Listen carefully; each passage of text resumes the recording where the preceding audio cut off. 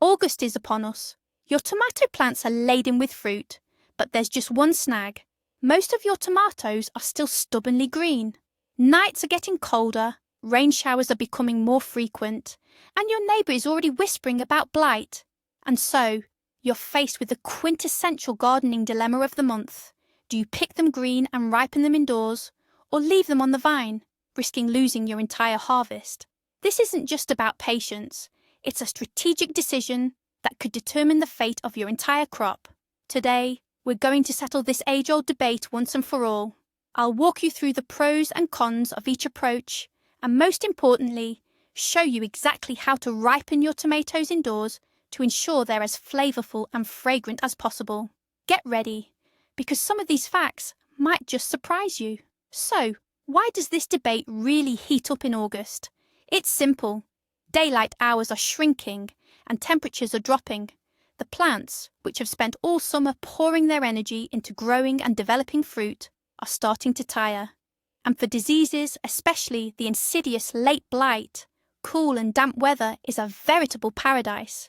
This is precisely why gardeners fall into two distinct camps: those who rescue their harvest preemptively, and those who trust in the power of Mother Nature until the very last moment. All right, let's set the stage for a real garden showdown. In one corner of the ring, we have the early harvest advocates, the Pick 'em Green Brigade. Their main, most powerful argument? Safety. In fact, you could call it a full-blown rescue mission for your precious crop. Just think about August. It's not the scorching July anymore. Nights are getting cooler, and mornings bring heavy dew to the grass and leaves. Add frequent rains to that, and you've created the perfect breeding ground, a veritable 5-star resort for the tomato's worst enemy, late blight. This disease doesn't knock, it bursts in without warning. One day you'll see a perfectly healthy plant, loaded with firm green tomatoes, and the very next morning you'll find those telltale, ominous brown spots spreading across them at an alarming rate. Just one infected fruit, and in a matter of days, the disease can wipe out an entire plant, or even an entire bed. By picking a tomato that's reached its full size, but is still green, you're essentially performing an evacuation. You're moving it from the war zone to the safe haven of your home, where late blight or other rots simply can't touch it. This is your 100% guarantee that this particular tomato won't rot on the vine. You're simply not giving the disease a single chance to take hold. But late blight isn't the only enemy lurking in your August garden, threatening your tomatoes. There are other, quite visible and tangible threats to your harvest. I'm talking about pests, particularly slugs. These nocturnal marauders thrive in damp, cool weather and absolutely adore ripe, juicy fruit. Picture this. You've spent a week circling a particular plant, watching the most beautiful tomato swell and begin to blush. Then one morning, you come out to find a huge hole gnawed right into its side, with a telltale, glistening slime trail nearby. It's absolutely heartbreaking. The same goes for caterpillars, and even birds who aren't shy about pecking the reddest, ripest fruit. By bringing your tomatoes indoors to finish ripening, you effectively deprive this whole crew of what they consider their rightful prize. With your harvest neatly stacked in crates on the porch or in a cool pantry, it becomes, to put it mildly, quite difficult for slugs and caterpillars to reach. That's yet another strong argument for the harvest early strategy. You're simply whisking your precious bounty away from these garden pirates. August brings another challenge that every gardener eventually faces: cracked fruit. You've likely seen this before. Picture this scenario: a week of scorching, dry weather leaves the soil around your plants parched and cracked. You've been watering your tomatoes carefully, trying not to overdo it. Then suddenly, the heavens open, bringing days of cold, persistent rain. So, what happens next? Your plant's thirsty roots, desperate for moisture, start working like incredibly efficient pumps, sucking up water from the soil at an astonishing rate. This deluge of water floods straight into the developing fruits. The fruit's flesh rapidly expands, but the skin, made less flexible by the preceding drought, simply can't stretch fast enough to keep up. The unfortunate outcome? Deep cracks appear on your tomatoes. A cracked tomato isn't just unsightly. These fissures become open invitations for mold, rot, and various infections. Its shelf life is drastically reduced. The good news is you can completely solve this problem by harvesting your tomatoes before those heavy rains hit. You save them from an inevitable rupture. Once picked, the fruit is no longer connected to the root system, making it completely immune to sudden weather shifts. No more ruined harvests. The benefits of early harvesting extend beyond simply saving the fruit. By removing those large yet still green tomatoes, you're actually doing your plant an invaluable favour. Think of your tomato plant as a living organism with a finite energy supply, especially as the season winds down.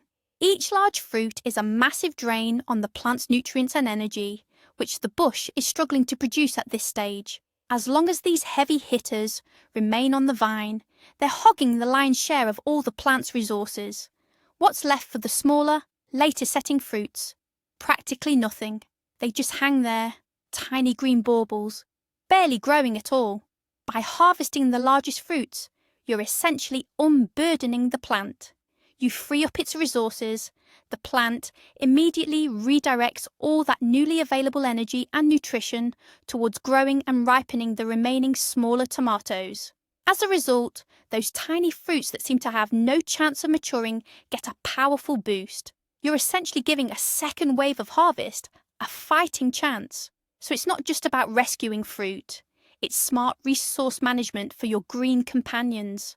And finally, perhaps the most compelling argument for early harvesting is the complete control it gives you over the situation. While your tomatoes are still on the vine outdoors, you're entirely at the mercy of Mother Nature. Will there be enough sun? Will an early frost strike? Will hail ruin your crop?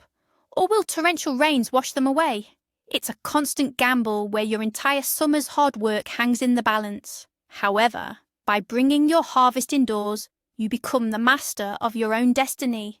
You dictate the pace at which your tomatoes ripen. You can create the perfect environment for them, adjusting temperature, humidity, and lighting to optimal levels. Want to enjoy your first ripe, red tomatoes in just 5 to 7 days? Simply place them in a warm spot. Or perhaps you'd prefer to extend the season and have fresh tomatoes all the way through November. No problem. Just move the box to a cooler location. You can precisely regulate the entire process, tailoring it to your exact needs. It's no longer a game of chance with the weather, but a clear, manageable process where the outcome rests entirely with you, not the unpredictable whims of nature. Now let's cross over to the other side and consider the perspective of those who patiently wait for every last ruby red fruit to ripen on the vine. Their primary argument, an undeniable truth for them, is, without a doubt, the flavour. There's a firm conviction that a tomato ripened on the plant, under the natural warmth of the sun, is incomparably more delicious than one that finished maturing off the vine, perhaps in a box. It's widely believed that during its final days on the parent plant, the fruit absorbs the maximum amount of sugars and develops that distinctive summer aroma we all cherish in homegrown tomatoes. Its flavour is described as more intense, full-bodied, and truly authentic. In contrast, tomatoes that ripened indoors, according to this school of thought, often taste grassy, with a less pronounced flavour and aroma. They assert that no artificial method, no box, and certainly no banana, can ever truly replicate the vital connection a tomato has to its plant and the energy of the sun. For them, it's not merely food, it's the very essence of summer, and they are unwilling to compromise even a hint of that unparalleled flavour. This next point builds on the previous one and focuses on nutritional value. It's a common belief that a tomato ripened naturally on the vine contains significantly more vitamins and beneficial micronutrients. The logic is straightforward. As long as the fruit remains attached to the plant, it continuously draws nutrients from the soil and sugars from the leaves via photosynthesis. It's believed that this is precisely when the fruit is on the vine, undergoing its final reddening, that beneficial compounds reach their peak concentration, especially the famed antioxidant lycopene. the very pigment responsible for their vibrant red hue. A tomato picked green, however, is thought to miss out on this crucial final stage of nutrient loading. So for proponents of waiting for vine ripening, eating a tomato straight off the plant means you're getting not just peak flavour, but also maximum health benefits. To them, it's more than just a delicious fruit. It's a true nutritional powerhouse, a treasure trove of vitamins and minerals that shouldn't be diluted or compromised by artificial ripening. The third argument for this approach is its sheer simplicity and naturalness. Why complicate your life? You don't have to fuss with boxes, find space for them indoors, sort through newspapers, or constantly monitor temperature and humidity. The entire process unfolds naturally without your constant intervention. Nature takes care of everything for you. Your role is minimal. Simply walk to your garden, spot a beautiful ripe red tomato, pick it, and eat it right there, perhaps even before you reach the house. It's the shortest and most delightful path from garden to table.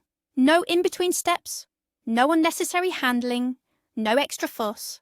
This is a philosophy of minimal interference with natural processes. Why create extra work for yourself when you can simply trust the plant and enjoy the delicious results when they're ready? For many gardeners, this very simplicity is the true charm of cultivating their own plot. And of course, we can't overlook the sheer aesthetic pleasure. Admit it, there's something incredibly beautiful and satisfying about seeing a tomato bush laden with bright red, plump fruit. It's a vibrant living tableau that delights the eye and warms the soul of any gardener. It's the visible embodiment of your hard work, patience, and care. The sight of such a bush is the ultimate reward, proof that all your efforts paid off. Many simply can't bring themselves to forgo this pleasure. Picking tomatoes green means leaving the bushes bare, stripping the garden of its main late summer ornament. For these gardeners, the aesthetic appeal of the harvest is just as important as its yield. They're willing to take a certain risk to savour this beauty until the very last moment, harvesting the fruit at its absolute peak, in its most glorious state. This joy of contemplation is an integral part of their gardening experience. So, who's truly right in this heated debate? Those who preemptively harvest their crops, or those who trust nature to run its full course until the very end? As is often the case, there's no simple yes or no answer here. The truth, as always, lies somewhere in the middle, and to truly understand it, we need to delve a little deeper into the very essence of the ripening process, into the biochemistry of the tomato itself. It's science, not just old garden traditions, that will help us set the record straight, because the debate about taste and nutritional value isn't merely a matter of personal preference. Behind these processes lie very specific chemical reactions and compounds that can be measured and compared. Today, we're going to break down what actually happens inside a tomato, both when it's hanging on the vine and when it's sitting in a box in your kitchen. Get ready, because we're about to debunk the biggest tomato myth. The key to understanding this issue lies in one very important concept. Remember this phrase, the mature green stage. What exactly is this? It's not that tiny, hard, dark green little fruit that's just set on the vine. No. This is the point when the tomato has fully grown and reached its full varietal size. It's still green, but its hue has noticeably changed. From a deep dark green, it's become a lighter green, often appearing pale or even what some describe as milky. If you cut open a tomato at this stage, you'll find that the seeds inside are fully formed and the jelly-like substance around them has started to acquire a yellowish tint. This is precisely the critical turning point. It's that moment of no return, after which the tomato, in essence, no longer needs the parent plant to become fully ripe, flavourful, and red. At this very stage, it has already absorbed from the plant absolutely everything it needs for its future taste, aroma, and nutritional value. And here's where it gets really interesting, the secret that actually brings both sides of the argument together. The truth is, all the nutrients, sugars, acids, and aromatic compounds that give a tomato its unique, unforgettable flavour accumulate during its growth. Specifically, before it even starts to truly ripen and show colour. The plant acts like a factory, pumping all the necessary goodness into the fruit. But the subsequent reddening, that's an entirely different, essentially autonomous process. It's an internal biochemical mechanism triggered by the fruit itself, and one that can proceed perfectly well, even without the plant's direct involvement. Once a tomato reaches the blush stage, it, so to speak, cuts the umbilical cord. It has already absorbed everything it needs from the parent plant. From that point on, it ripens on its own, utilising its accumulated resources. So, when you pick a tomato at this particular stage, you're not depriving it of anything vital.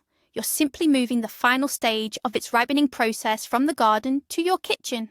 So how do we get this ripening process going, and how can we make it as efficient as possible? The key player in the ripening of both fruits and vegetables is a unique plant hormone, ethylene gas. This volatile compound is something the fruit itself starts producing when it's ready to ripen. Ethylene kicks off a chain reaction. It breaks down the green chlorophyll pigment and promotes the synthesis of red lycopene and yellow carotene. This is precisely why a tomato changes colour. The good news is we can do more than just let this happen. We can actively help it along by creating optimal conditions for ethylene to do its job most effectively. Essentially, our goal during this post-harvest ripening phase is to assist the tomato in completing its own transformation, leveraging its inherent internal mechanisms. And for this, there are some simple yet highly effective techniques. The most popular and seemingly obvious way to ripen tomatoes is to simply lay them out on a sunny windowsill. The common reasoning is that if the sun makes them red on the vine, it should work just as well indoors. However, there's a significant catch. In reality, direct sunlight isn't necessary for the production of lycopene, the red pigment, and can actually be detrimental. Exposure to bright sunlight can cause the tomato skin to overheat, leading to sunscald, a pale, shriveled patch. Even worse, the tomato might start to rot, essentially cooking from the inside before it ever fully ripens. Furthermore, constant light exposure can also lead to the continued production of solanine within the fruit, imparting a bitter flavour. While tomatoes will likely turn red on the windowsill, their flavour and overall quality can be significantly compromised. This method is suitable if you only need to ripen a handful of tomatoes for a salad, but it's certainly not optimal for larger quantities. A far more effective method, commonly used by professionals, involves ripening tomatoes in the dark or under diffused light. This environment ensures the biochemical ripening processes proceed most evenly and result in the best quality. What you need to do: grab a shallow cardboard box, a plastic container, or even a sturdy carton. Line the bottom with several layers of newspaper, paper towels, or any dry paper. This will help absorb any excess moisture. Now carefully arrange your tomatoes. Ideally, place them stem side up in a single layer, or at most 2 layers deep. Avoid piling them high, otherwise the bottom tomatoes can get bruised and spoil. Cover the box with a lid, but don't seal it completely. Leave a small gap for air circulation. Alternatively, just place another piece of cardboard on top. Then place this incubator in a dry, well-ventilated spot. In this setup, no excess light gets in, and the ethylene gas, which tomatoes naturally produce, concentrates inside, significantly speeding up the ripening process for all the fruit in the box. And now for a clever little trick that lets you control the ripening process. Remember ethylene gas. Some fruits are absolute powerhouses when it comes to producing it. Think ripe bananas and apples especially. If you want your tomatoes to ripen fast, simply place a ripe banana, even one with a blackened skin works great, or a couple of ripe apples in the box with your tomatoes. They'll actively release ethylene, building up a high concentration of the gas in the enclosed space of the box. This acts like a powerful catalyst for your tomatoes, essentially giving them a ready, set, go signal. The ripening process will speed up dramatically, often right before your eyes. This simple trick can help you get those perfectly red tomatoes several days earlier. Just remember to check the box regularly, so you can remove ripe fruits as they're ready and prevent them from getting overripe. Before you bring your tomatoes indoors for ripening, thorough sorting is absolutely crucial. Don't skip this step. It will save you a lot of headaches and protect your entire harvest from spoiling. Carefully inspect every single tomato. Any fruit with even the slightest damage, cracks, scratches or bruises, and especially any showing signs of disease or rot, must be discarded immediately. Never store these with your healthy tomatoes. A single bad tomato can quickly infect all its neighbours in the box within just a few days. These imperfect tomatoes are best processed right away. Turn them into juice, sauce, or use them for canning. As for the healthy ones, sort them by their stage of ripeness. Put the large, still very green ones into one container. Those that are partially ripe, perhaps light green, or just starting to show colour, into another. And any that have already begun to blush or turn pink into a third. This method makes it much easier to monitor their progress and pick out perfectly ripe tomatoes as they become ready. Finally, the last crucial factor for successful post-harvest ripening is temperature. It's temperature that regulates the speed of biochemical processes inside the fruit. Here, you have a choice depending on your goals. If you want to achieve ripe tomatoes as quickly as possible, for instance, within 5 to 8 days, then place your box in a warm spot with a temperature of around 20 and 25 degrees Celsius, 68 to 77 Celsius. This could be your kitchen or any other living room. Under these conditions, ethylene is produced very actively and the ripening process accelerates rapidly. However, if your goal isn't to speed up ripening, but rather to slow it down and extend your tomato season for several months, then do the opposite. Place your box of green or breaker tomatoes in a cool, dark place, for instance, a cellar, basement, or an insulated balcony, with a temperature between 12 and 15 degrees Celsius, 54-59 degrees. At this temperature, the ripening processes slow down considerably, and the tomatoes will gradually turn red, allowing you to have fresh produce for your table, even late into autumn. Now for the game-changing revelation that brings both sides together. Remember the main argument for vine-ripened tomatoes, their unbeatable flavour. Well, numerous studies and blind taste tests have consistently shown a tomato picked at the blush stage and properly ripened at home is virtually indistinguishable in taste and sugar content from one that ripened fully on the vine. The key is to pick them not when they're dark green and rock hard, but precisely when they've reached their full size and have just started to lighten in colour. At this exact moment, the tomato has already absorbed everything it needs from the plant. Anything that happens next on the vine is simply the process of colouring up, driven by sunlight and internal ethylene. You're essentially doing the same thing at home, but in a more controlled and safer environment, like in a box. What's more, their nutritional value is completely identical. The myth of empty or flavourless tomatoes ripened off the vine is just that, a myth. So the optimal strategy isn't to wait until the tomato is perfectly red on the vine, risking it to unpredictable weather or diseases, nor is it to pick them when they're tiny and completely green. The sweet spot is to harvest the fruit at the blush stage. You still get the same great taste and nutritional benefits, but with the added assurance of protecting your entire crop. To summarise, picking tomatoes green, meaning at the blush stage, isn't a compromise. It's a smart and highly effective strategy. The main thing is to do it at the right time when they're at the blush stage and then provide the proper conditions for them to ripen at home. This way, you'll not only give your plants a boost, but also protect your valuable harvest from various threats. Thank you for watching this video all the way to the end. If you found it helpful and learned something new, please show your support by giving it a like and subscribing to the channel. Now, a question for all you fellow gardeners out there. What's your approach? Do you pick your tomatoes at the blush stage, or do you wait until the very last moment on the vine? Share your experience and secrets in the comments below. Let's get a discussion going.